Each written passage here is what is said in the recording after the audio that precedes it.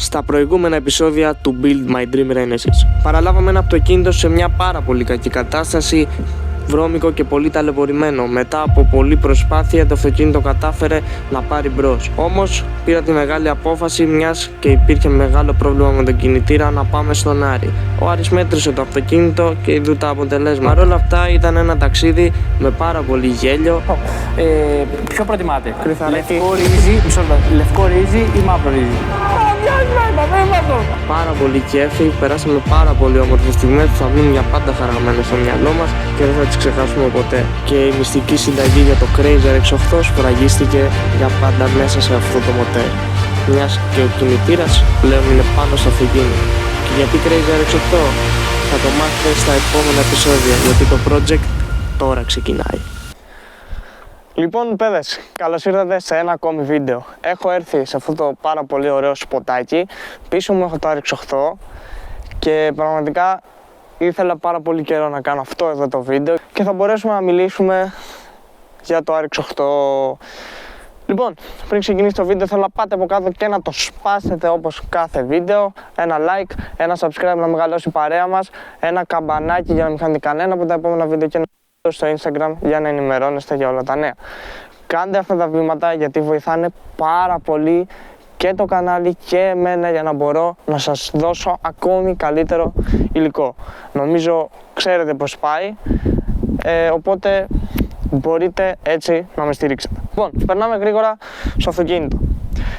Στο RX8 μας είναι ο πρωτοπό για αυτό το αυτοκίνητο, για αυτή την εμπειρία, για όλα αυτά που ζήσαμε τόσες μέρες, τόσους μήνες. Και ναι, όπως καταλάβατε, αγοράσαμε ένα από τα χειρότερα RX8 που θα μπορούσαμε ποτέ να βρούμε. Γιατί αγοράσαμε ένα από τα χειρότερα RX8?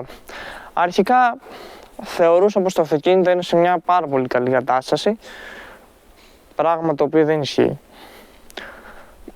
Ναι, δεν ισχύει, όχι, σε καμία περίπτωση. Εντάξει, για τα λεφτά του δεν παραπονιέμαι, αλλά δεν έχει φρένα, κυριολεκτικά δεν έχει τακάκια και δισκόπλακες. Πράγμα το οποίο θα αλλάχθει πολύ σύντομα, έχω κλείσει ραντεβού να πάω να τα βάλω. Είχαμε τρελά προβλήματα με την πλεξούδα και τα ηλεκτρολογικά γενικότερα. Τα μπέκ του ήταν άχρηστα, το μοτέρ του ήταν άχρηστο, το ξέραμε. Οι πολλαπλασιαστές του και αυτοί ήταν ok, είχαν τα θεματάκια τους αλλάξαμε για τελείως προληπτικούς λόγους όμως. Δεν ήταν ότι θα είχαν κάποιο πρόβλημα, αλλά λέω άλλαξε τους καλού κακού.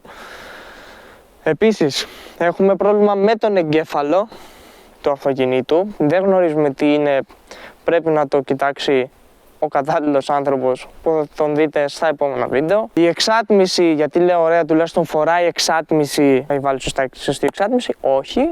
Είναι λάθος η εξάτμιση που έχει, βεβαίως. Εμείς θέλουμε F76 και αυτό έχει 70 νομίζω και 64 μέχρι πίσω στα καζάνια. Τα καζάνια επίσης είναι πάρα πολύ μικρή διάμετρος.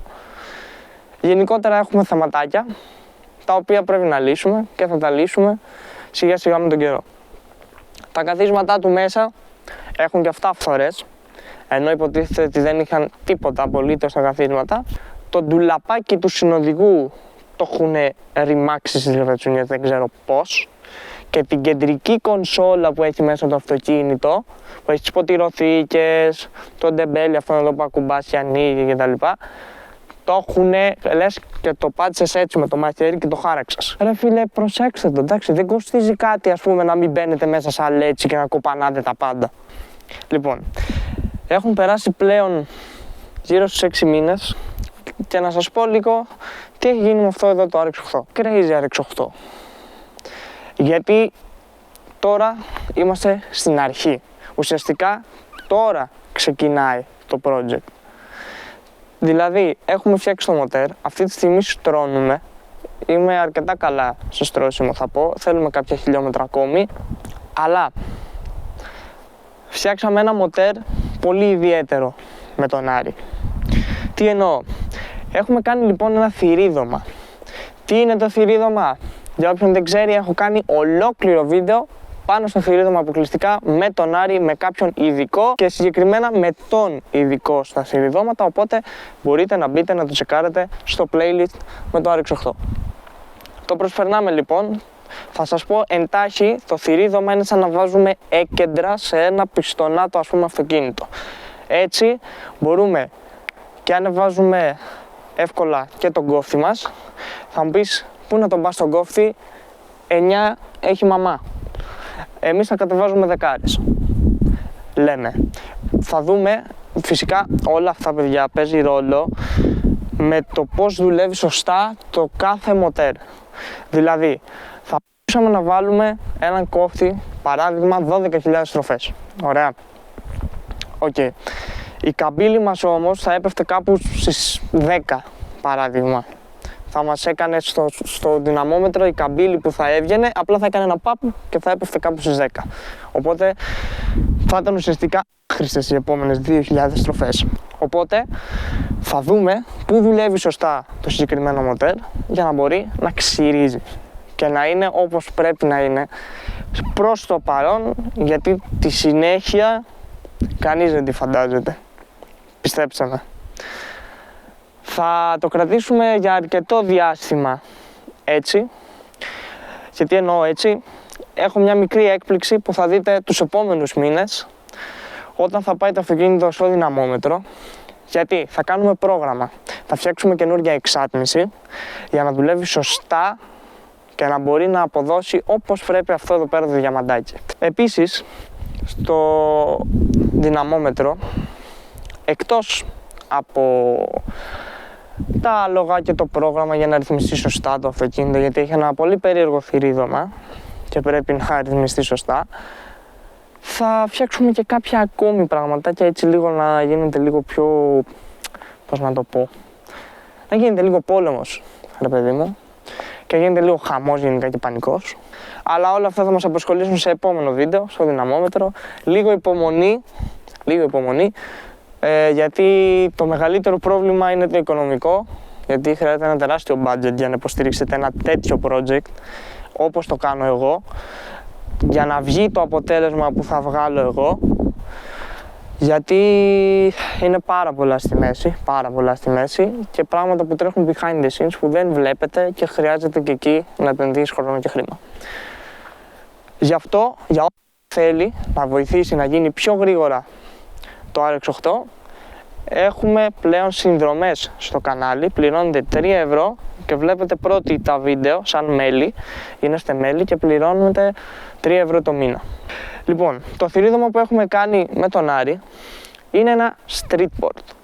Δηλαδή, θα μου πεις τώρα κάποιος που ξέρει κάτι παραπάνω, γιατί streetboard και όχι Bridgeport, Άγγελε? Το έχουμε ξαναπεί με τον Άρη σε άλλα βίντεο. Streetboard σε αυτό το συγκεκριμένο μοτέρ του Cosmo, γιατί για όποιον δεν ξέρει, αυτό είναι ένα Mazda RX8 Cosmo, που είναι ουσιαστικά το μεγάλη έκδοση με τα 231 άλογα, που δεν είναι 231, πραγματικά άλογα, τα Cosmo, ένα καλό Cosmo από μαμά, δηλαδή θα σου βγάλει, αν το δυναμομετρήσεις, γύρω στα 210 με 215 άλογα, βαριά. Καταλάβω, τώρα ένα μέσο όρο σας δίνω. Το challenge είναι τέτραθύριδο και αυτό σημαίνει ότι το challenge, το φάσμα του, ουσιαστικά, εκεί που δουλεύει το αμάξι και έχει τις ροπές του και τη δύναμη, είναι πιο χαμηλά. Δηλαδή έχουμε ροπές στα χαμηλά και χάνει στα ψηλά. Κρεμάει. Το Cosmo είναι πεθαμένο τελείως στα χαμηλά και παίρνει στα ψηλά του, μεσαία ψηλά. Δηλαδή μετά τις 5,5 έχει ροπές.